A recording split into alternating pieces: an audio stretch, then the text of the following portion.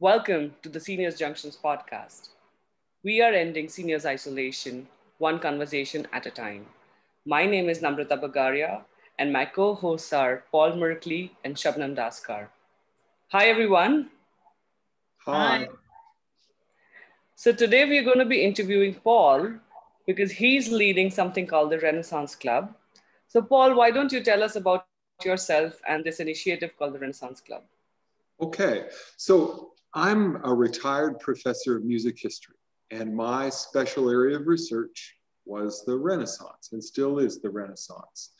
I've carried out some very specialized archival research and musical research on two areas of Europe in the late 15th century and made some important discoveries. So that is the basis of my wanting to share some of this with other people. Mm-hmm. Mm-hmm. That's very interesting. So, Paul, what made you choose the Renaissance period specifically for your life's work? I think two things. First of all, the music is very beautiful. I think that maybe in no other era is melody and harmony combined so beautifully, I might say it that way. Mm-hmm. And then we all, of course, in our research, we all specialize. Mm-hmm. And sometimes you say it's a bit of a shame because I was interested in this too, I was interested in that too, but we have to specialize. On the other hand, I don't think one can work on the Renaissance properly without taking other things into account. So literature, theater, visual arts, religion, all these things enter into it. So I think as a study, that appealed to me very, very much. Mm-hmm. Mm-hmm. Fantastic.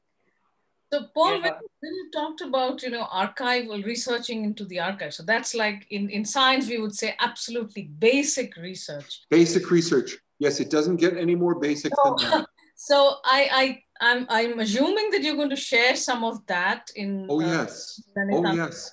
Yeah, we'll have a look at that. I'll show you some original documents, and we'll talk about how the searching is done. Some people may find it interesting because if you're interested in looking up your family in Europe, that's how you would do it. You would go about it in the same way. If you want to know where your great-great-great-great-great-great-great-grandfather was born, you have to do what I did for this composer. Same sort of thing. So who is the composer that you're going to talk about? The composer we're talking about is Josquin Desprez, or since I found out, Josquin Le Bloit called Desprez. Most important composer of the late 15th and early 16th centuries. His contemporaries called him the Prince of Musicians. Oh, wow. Yeah. I think for me, when this whole concept came up was, Paul and I have been friends for like a long time, and we were talking about, he has a book called The Josquin and the Monk of Axum, and I had tried to read it let's put it in that ways. It's a great book, but it's so rich in information that it's almost like you would want to sit with the author and go back and forth with, what did you mean? What does this mean? Because I don't come from any arts background. I'm a medical doctor who's now a technology researcher. So for me, although it was fascinating, it was also very confusing. At the same time, very curious, right? So I had all these mix of emotions going through Paul's book. And then I just suggested to him, hey, do you want to do a book club? And he goes like, yeah, that sounds great. And I'm like, but you know what? Your book club may not just be just enough on the book. You may have to add the teaching component. Mm-hmm. And so for me, what I find very interesting with this attempt at Renaissance Club is, under this whole Senior Junction banner that we are, it is a social club. So there's a way to socialize, but automatically you're going to meet people who like Renaissance period art or music, or any kind of cultural activity of that period. So if you try and find people who are like that, just like that, it's very difficult to find such people. So there is a like-mindedness that's coming, and the third part is there's very educational, right? Because it's almost like an addictive process. Once you learn a little bit, like when I learned from Paul about Joscan, I went on Wikipedia, I started reading, then I went on YouTube, I started listening. So it was almost like a chain reaction of knowledge exploration, because here I am, a scientist to be in progress, and curiosity is basic nature, right? So for me, I think what's another great offering is many people in their lifetimes, they may not have had the chance to pursue a career in music, or especially Renaissance or something like that, because the common notion, right, that it won't pay you or something like that. And then to find Harvard educated professors to come and teach you that. So this offering of having a real high level master class, but in the form of a social activity, is what I find very cool about this idea. Yeah, and actually, the other thing is, Paul, I grew up in India, I lived in India for many years. And I think one is a group of people who are already interested in the Renaissance period, art and history and everything. Then there is another group, people like me, who would like to know more. I'm curious, but I have no idea. So years ago in Mumbai, I remember this was before internet and all of that. I used to go to the British Council Library to, borrow CDs of Western classical music because Uh-huh. and then all the history of Western classical music, and it was fascinating. But I'm really, I think your Renaissance Club also is going to have a huge impact on people who are just curious, because they don't Yeah. have to. I hope so. Yes, I hope so. I hope it will attract those people too. It's not intended only for people who know a lot already. Yes. Yeah, that's right. This is we're starting.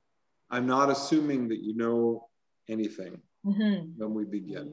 I'm just trying to share my excitement about the music and the period, and show you what I've seen in it and what I've learned and what I've discovered, and the things that I think are valuable and important.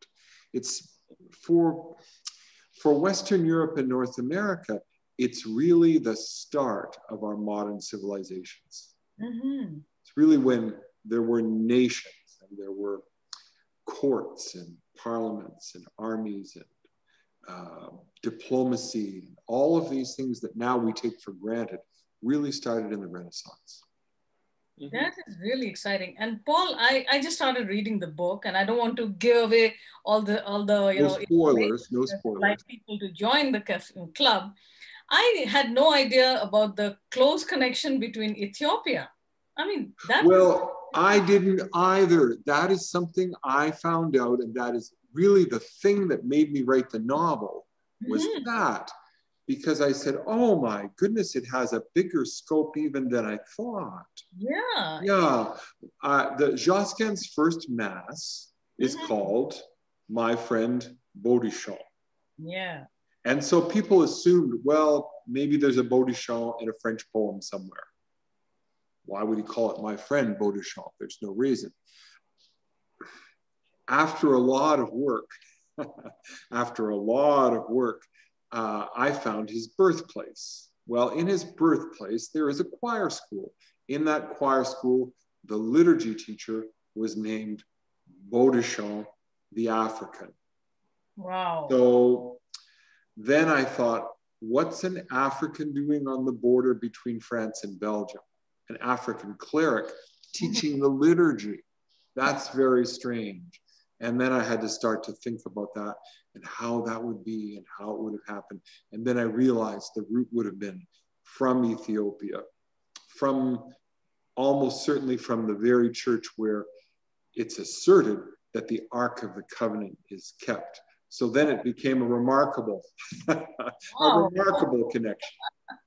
That's fascinating, and we're going to get to know all about it on the Renaissance Club. I'm really looking forward to it. And I think Paul and I have been going back and forth and preparations for the workshops. So Paul, can you tell us how is it different preparing for an academic music lecture versus doing a community education series? Right. Well, I'm my attention in teaching for community is to make sure that everyone is brought on board, that I don't leave out steps, that it's clear for you, and that it's something valuable. I always insist you can do both things. You can give all of your attention and your intelligence without making it too technical. I, for years have taught courses like that at the university, courses for non-music majors with 150 or more students. And I always made sure that they gained something important from the lecture and that I did not leave them behind.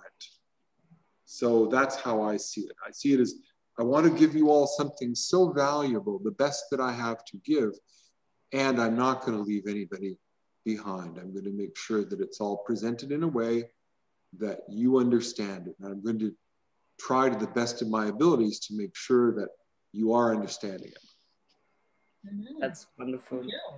Fantastic. Yeah.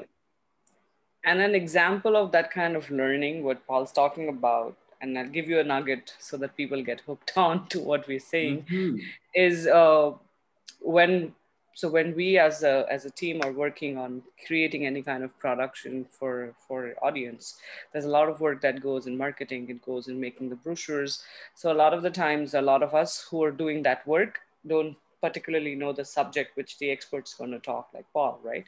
And so for me, I think, Paul, if you could tell them, how did I realize that Renaissance music is not classical era music? It's different. That's right. Yeah, but it's an easy error. It's not surprising that the term was like that, because we think of the Renaissance as the rebirth of what we call the classical period, meaning ancient Greece, ancient Rome.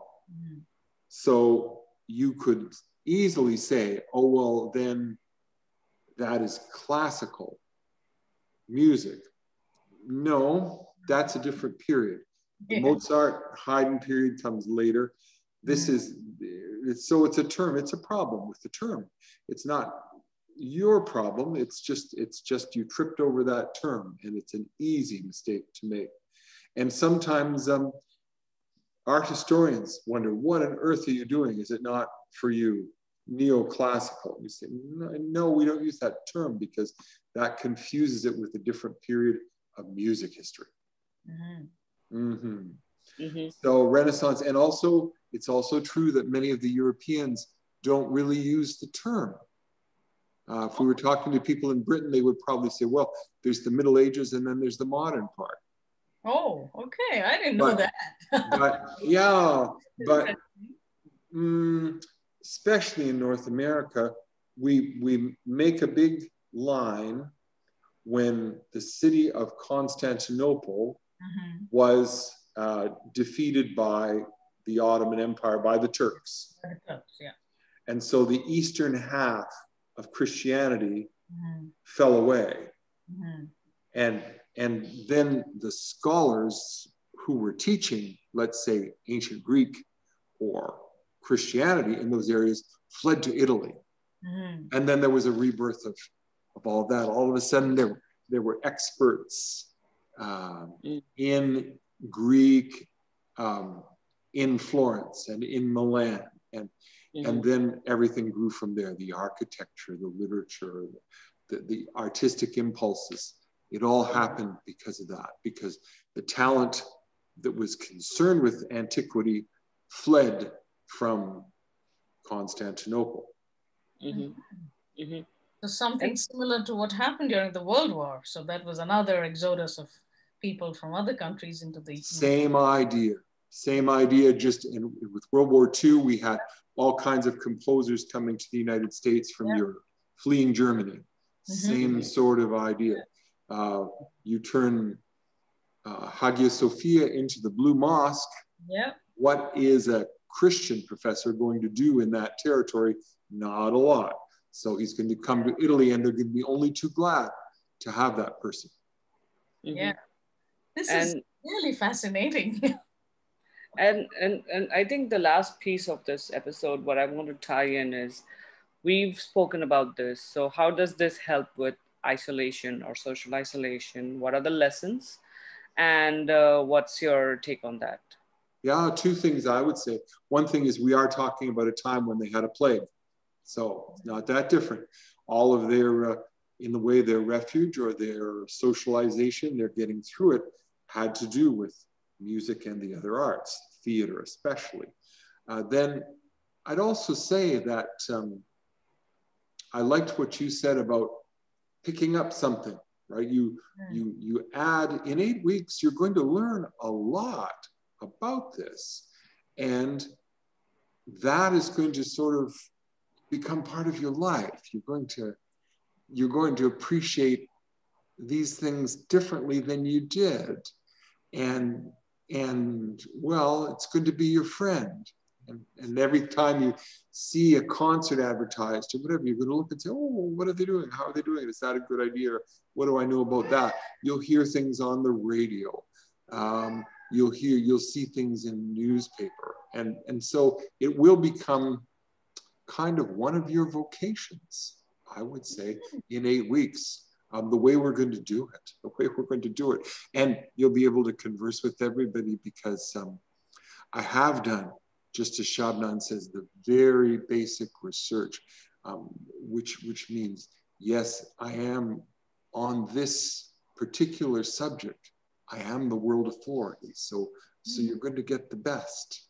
Yeah. You're going to get the very best understanding. That is amazing. And believe it or not, Paul, as you were saying this, I thought, oh, I need to visit Turkey. Turkey is one place I haven't been to. And see, you're already, encouraging someone. Yes. Well, yes. Think of that whole area and how important it was. Yeah. So, of course, the first thing they did was they organized the Crusades, right? That was the response in Europe. Well, we'll go get it back. We'll just go get it back. Well, what do you do to organize crusades? You have a big feast. Mm-hmm. What do you do at the feast? You have a whole lot of music. Music, people together. Mm-hmm. Yep. Did they go on the crusade? No. But they had the party. Yep. And here we are about this question of isolation. They had this, they had a big event. Wow. And for such interesting conversations, tune in on Wednesday nights from April 14th. And the passes are available on Eventbrite, or you could look on our social media page on Facebook at Seniors Junction, Twitter at Seniors Junction, or Instagram at Seniors Junction. Thank you, everyone. This was a wonderful chat. Thank you, Paul. Thank you. Hope to see people there. Thank you.